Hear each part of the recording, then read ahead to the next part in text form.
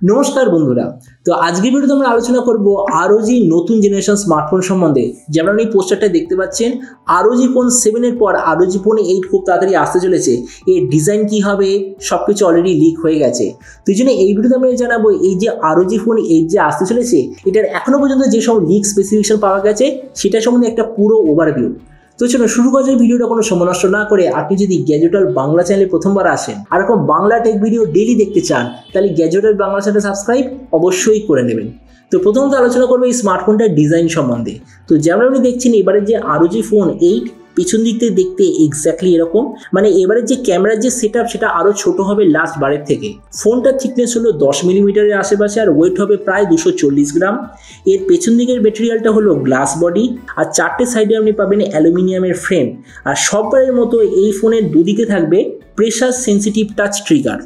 Display দিক থেকে এতে আছে 6.78 inch 1.5K 165 hertz 12 bit super AMOLED display, তার সঙ্গে 120 হার্জের টাচ সামনিং রেট, 1200 হার্জের ইনস্ট্যান্ট টাচ সামনিং রেট, 2160 হার্জের পিলার ডিমিং রেট, 1800 নিটসের brightness, 20:9 aspect ratio, 93% screen to body ratio.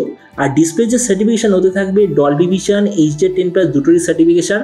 তাছাড়া এই যে ডিসপ্লের কোয়ালিটি ওটা হলো LTPO জেনারেশন 3 আর এর সঙ্গে আছে গোরিলা গ্লাসের ডিসপ্লে প্রোটেকশন। তার মানে সোজা কথা বলতে গেলে এই গেমিং ফোনের দিক থেকে এই ডিসপ্লেটা সত্যিই খুব ভালো। প্রসেসরের দিক থেকে এতে আপনি পাবেন স্ন্যাপড্রাগন 8 জেনারেশন 3 প্রসেসর, যেটার সঙ্গে নেক্সট জেনারেশন ভেপার চেম্বার আর তার সঙ্গে নেক্সট জেনারেশন কপার চেম্বারের মিক্সার আপনি পাবেন। ক্যামেরার দিক থেকে আছে 50, 13 আর 8 মেগাপিক্সেলের রিয়ার ক্যামেরা, তার সঙ্গে 32 মেগাপিক্সেলের সেলফি। এই রিয়ার ক্যামেরার সঙ্গে আপনি OIS EIS দুটোই অপশান পাবেন। আর তাছাড়া এই যে 50 মেগাপিক্সেল ক্যামেরা সেন্সার ওটা কোন কোম্পানির তরফ থেকে কোনো প্রপার ইনফরমেশন নেই। এই যে ফোনটা বলেছে টোটাল 3টে ভেরিয়েন্টে লঞ্চ হবে, 12/256 GB, 16/512 GB আর 16/1 TB টোটাল 3টে ভেরিয়েন্টে আসবে। র্যামের কোয়ালিটিটা হবে LPDDR5X, মেমোরিতে আছে UFS 4.0 আর তার সঙ্গে কোনো ধরনের ডেডিকেটেড SD কার্ড স্লট নেই। ব্যাটারির দিক থেকে 6000 mAh ব্যাটারি, সঙ্গে 90 ওয়াটের চার্জার আর কানেক্টিভিটি হলো ডুয়েল USB Type-C পোর্ট। তো এবারে স্মার্টফোনের বাকি কিছু ফিচার বলতে গেলে এতে আপনি পাবেন Android 14 out of the box, কোনো ধরনের 3.5mm জ্যাক নেই, ডুয়েল স্পিকার যেটার সঙ্গে থাকবে ডেডিকেটেড অ্যাম্পলিফায়ার আর তার সঙ্গে আন্ডার ডিসপ্লে ফিঙ্গারপ্রিন্ট সেন্সার। আর এর সফটওয়্যার আপডেট সাইকেলের দিক থেকে বলতে গেলে 3 বছরের মেজর OS আপডেট আর 4 বছর সিকিউরিটি আপডেট পাওয়ার কথা, কিন্তু অ্যাকচুয়ালি কত পাবে সেটার সঙ্গে কোনো প্রপার ইনফরমেশন নেই। তো এবার সবচেয়ে মেন জিনিস ফোনটা কবে লঞ্চ হবে দেখুন, পোস্টারটা অলরেডি এসে গেছে। তো এই জন্য আমার যতদূর মনে হচ্ছে জানুয়ারি মাসে লঞ্চ হওয়ার সবচেয়ে বেশি চান্স।